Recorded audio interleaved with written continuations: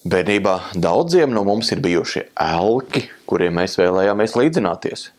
Kādam tas bija kāds sportists, kādam dziedātājs vai mūziķis. Man, piemēram, šādi elki bija veseli 3.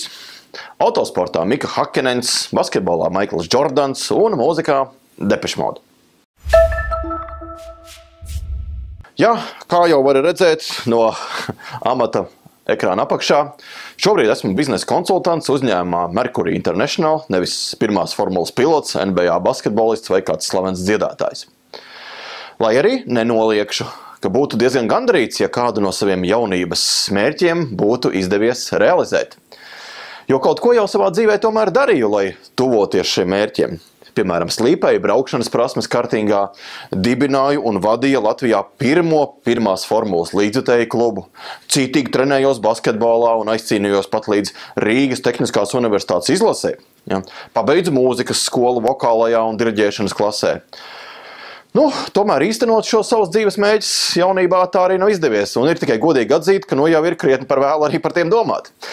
Bet arī dziļi nepārdzīvoju un pa naktīm neraudu spilvenā par to, ka mans plakāts nekarājās pie sienas istabās daudziem tūkstošiem manu fanu visā pasaulē.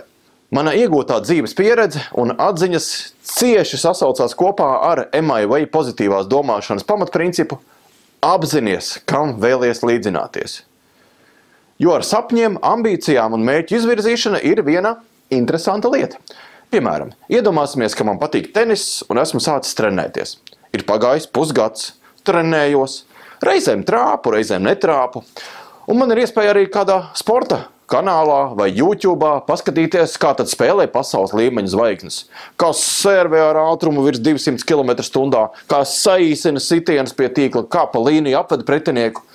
Es arī tā gribētu, bet man joprojām nesanāk, un es pamazām sāku sevi šaustīt un kritizēt. Man nesanāk, es neprotu tik ātri, es cenšos un vienalga neizdodas.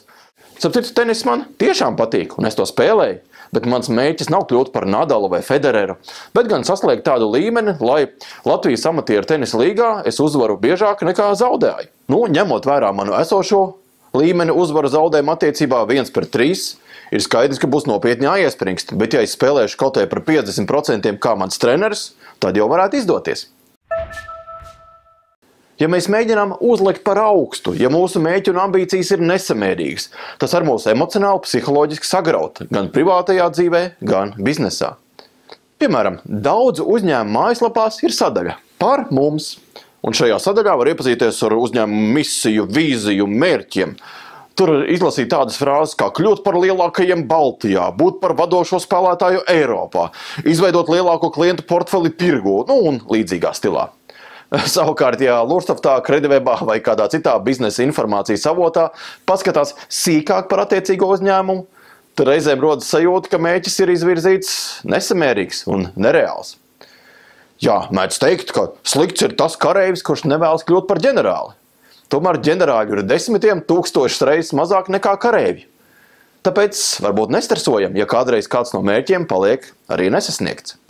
Apzinies, kam vēlies līdzināties. Lai tavs mērķis ir kā horizonts, esi ceļā uz viņu. Bet lai atšķirībā no horizonta dabā, tu varētu savu mērķi sasniegt pārskatāmā laika periodā.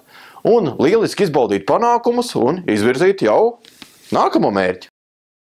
Jau drīz tiekamies nākamajā video par nākamo MIV pozitīvās domāšanas pamatprincipu kļūdīties ir cilvēcīgi.